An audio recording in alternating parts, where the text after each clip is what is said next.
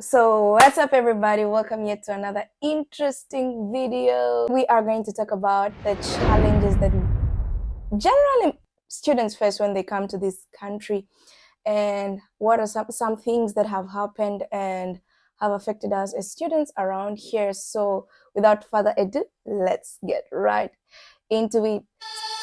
Wherever love goes, there is also misery. It's no mystery. And you and I, we got history. Yeah.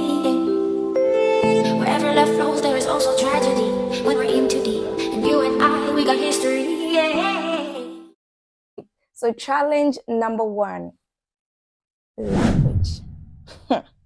Oh my god, I think I'm just not a language person. I'm more of a science girl.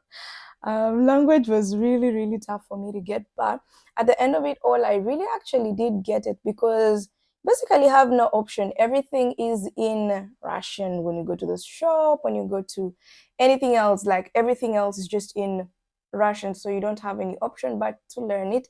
And I think the first time we were here, the funny thing about this language is when we go to the airport, the university had sent somebody to pick us up, and she happened to be my future Russian language teacher. And she's old and she does not know any English, zero English.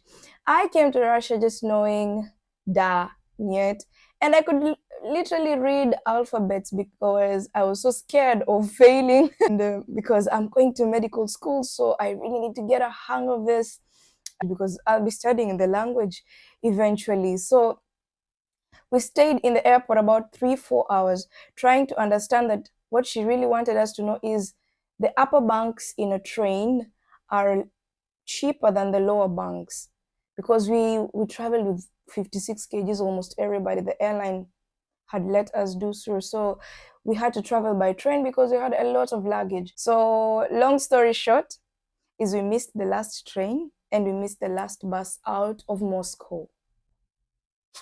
Yes, yes. On the train station, I remember I just put my suitcase down and I slept on top of my suitcase. Reason being, the hotels were really expensive. I was not about to spend $100 on a hotel at all. I don't know. Ended up sleeping on the train station till 2 because the following day is when the train was supposed to come. And I was sitting there thinking, bruh, I left my bed, my comfortable bed.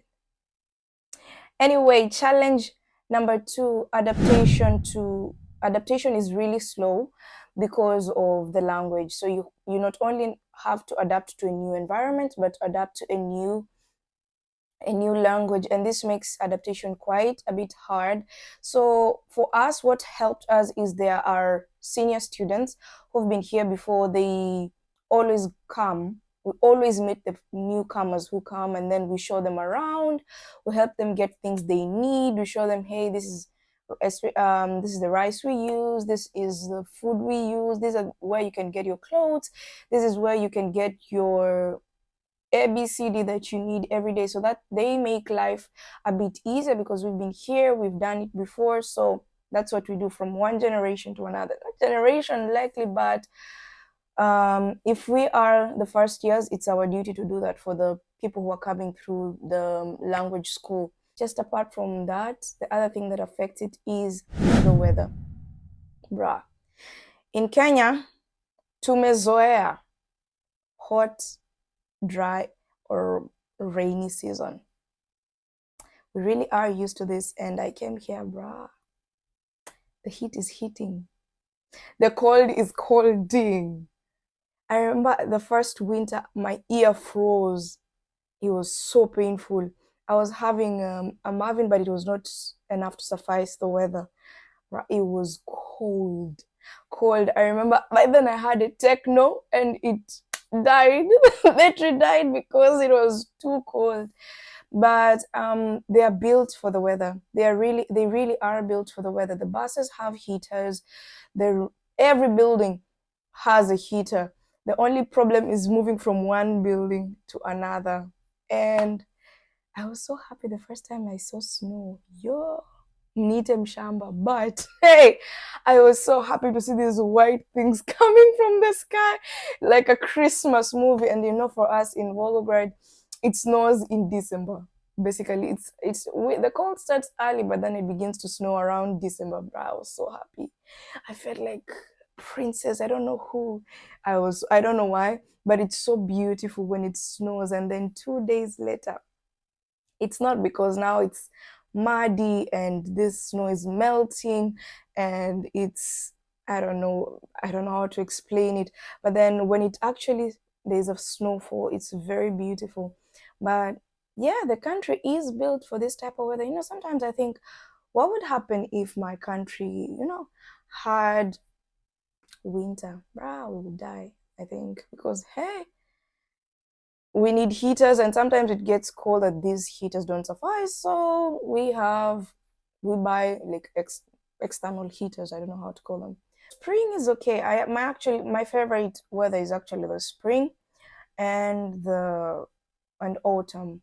Summer, the beginning of summer is nice because yeah, it's getting warm and things like that. But bruh, like I came from Moscow, even Sochi was not this hot.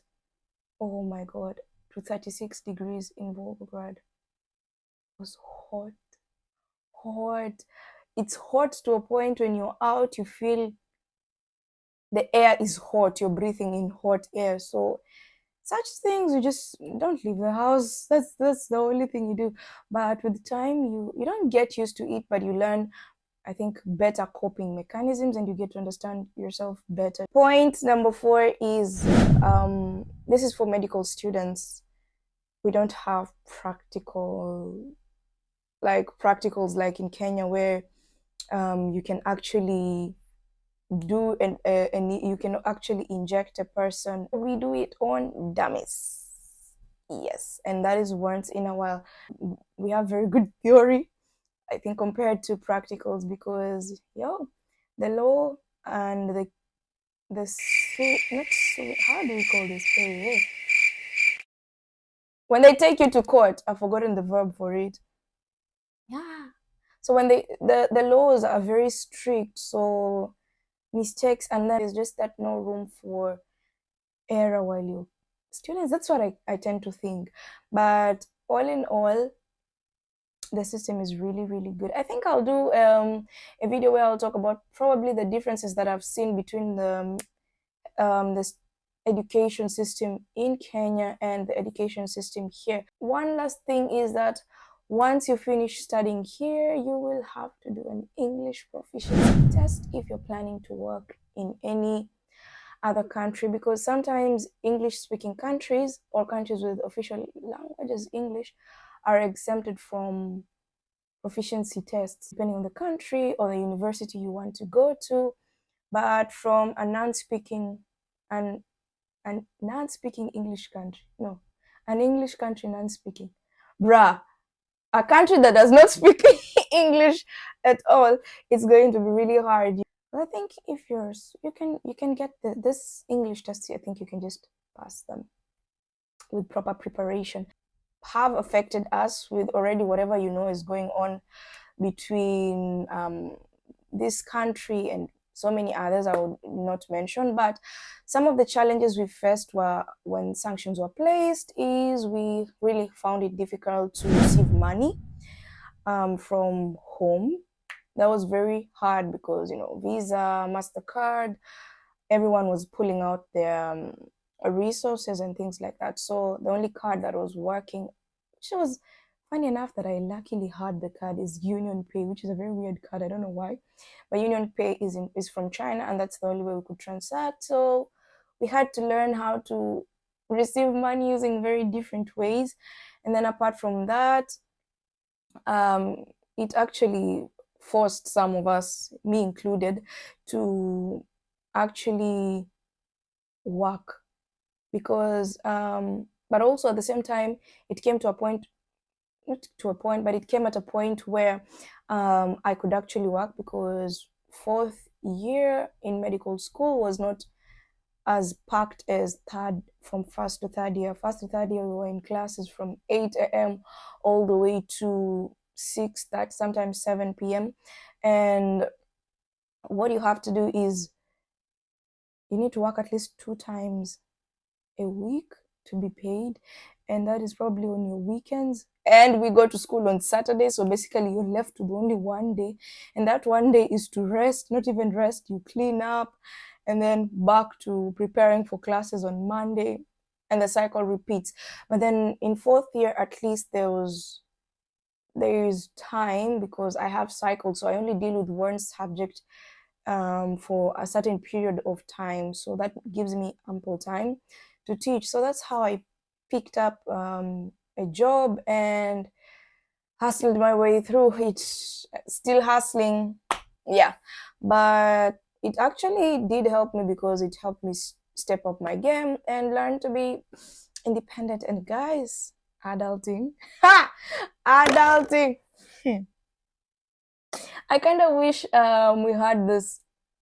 I kind of miss those uncles and aunts who'd come and visit and put some money in your hand, and then your parents or your mom will take and say, "I will keep for you safe." And then when you ask, "Mom, the money that Uncle so and so gave, where is it?" She's like, "I gave birth to you. I fed you. I washed clothes. I did this."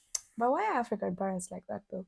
So, long story short is that we had to up our games, and then you really need to hustle now. And then also a few applications here and there are not available, especially with Apple Pay, Apple Store works, but Apple Pay doesn't work, Google Pay doesn't work. So we basically, the country had to adapt and things like that. Of course, oh my God, prices of things really drastically increased, especially food prices. So we don't feel the physical thing basically in my city, the physical war thing, no. But the prices of things changed. They went up, transport went up, and the dollar dropped. So that was really that is really bad for us, the foreigners. To some point when the thing began, the dollar was up, and woof, that was the best time to have to change your dollars to rubles. But then with time, the dollar really dropped to a point it was about 50 something at some point, from 60 something, because it moved from 60 to 110, which is really good, really good. It meant that the Russian ruble was almost the same price as a Kenyan shilling. But then things turned and the dollar dropped. And so those are some of the things that have affected us apart from the general, what do you call this? The general things that have been there overall with all the politics going around. The sanctions have affected us economically.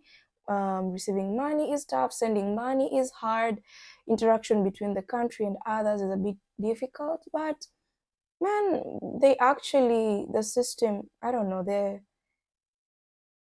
really adapt. They really adapt really quick, and anything that was removed was replaced. And I think it also gave space for some of the Russian economies and Russian companies to rise and things like that. It was nice to have this conversation with you. Just a disclaimer, this is my experience, and everyone has a different experience when it comes to any country you go, you know. Mine had a very tough start, but now it's actually going very well. I actually enjoy it here, which is weird to say. I didn't ever think that would come out of my mouth, but yeah, I do actually enjoy it here, and I've actually learned a lot. And the Russian system teaches you how to harden up. I think one of my mom's colleagues. So my phone just went off, and this is me trying to finish it up. But anyways, I was just saying, my mom's colleagues worked. One of her colleagues studied here, an architect, and he says, or what he had to say about the country when I was inquiring before I came here. He said, once you study here, it shapes you a lot if you're keen, or if you're a person who's ready to learn and things like that. And for me, it is actually true. I have learned a lot. I have grown. I have matured in ways. I've become more responsible. Because, one thing no one says, I think it should also be a challenge, is the fact that moving to a new country with nobody, you don't know anybody there, and your family is not around in case of anything. If anything happens, it's not like you go to your neighbor or something, because everyone minds their own business. It's really, really tough to adapt to a new country. You actually leave your whole family and everything you've known to start a whole fresh life. So kudos to anybody who's gone to any new country or stayed in any new country, or who's living and working currently in any new country. Rah, it's not easy, and it's not as light as everybody makes it. I used to think, watu wa majuu, you come ni majuu. Anyway, I shall love and leave it at that. Anyway, asante sana for watching this video, and like, subscribe, share, and of course, you can tell me down below in the comment section what you think I should explain more about living here. But stay in tune. Yeah, stay in tune for more videos of lifestyle, student life. Right now is summer, so there is no studenting. It's just hustling, bruh. Anyway, I'll see you in our next video, and goodbye. Peace.